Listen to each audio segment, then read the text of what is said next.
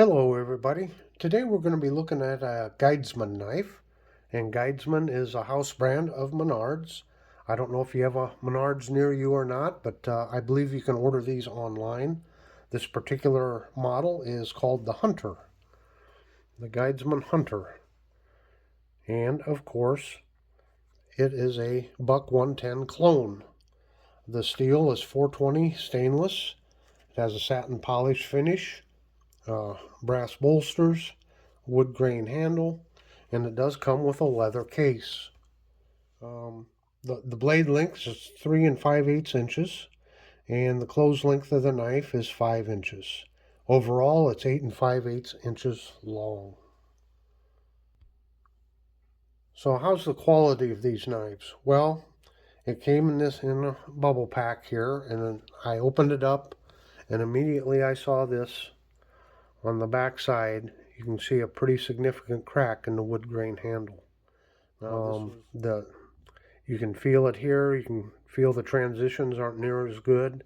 You can feel those. Kind of a potential hot spot there.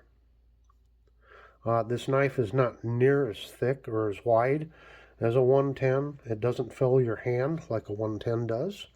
And since we're speaking of the 110, let's just bring one out. And there you can see the difference. You can really tell when you put them side by side like that in the difference in thickness and the difference in the fit and finish.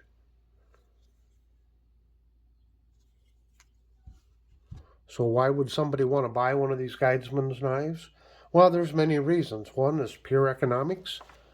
I think I spent just about $20 with tax buying it in the store. You might be able to buy them cheaper online. It's a good beginner's knife. Maybe you have a young child that would like to have a folding hunting knife such as this, and you can't afford to get them a buck. Well, you can maybe start them off with one of these Guidesmen. If they lose it, you're not out a lot of money. If they break the blade because they are doing something with the blade that they shouldn't be doing, like we all do, and they break the blade, again, you're not out of a lot of money. And perhaps you can teach your child how to be responsible with the knife.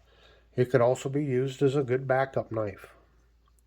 Now, the knife does come with a leather sheath. This nice brown leather sheath. It's not a bad sheath. The only problem I see is you can see the thickness of the knife, and then when you put it in there, you can see all that extra space in there. And then after you close it,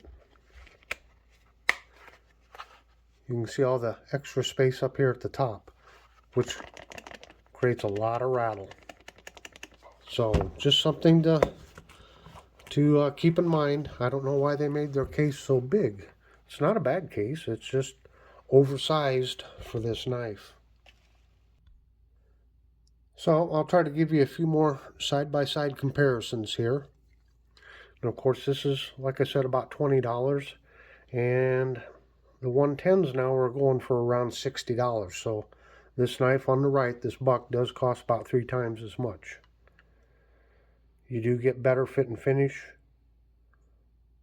You get just a little bit longer blade, it seems like. Yep, there's a comparison of the blades. I should measure this. I think this is a 4-inch blade.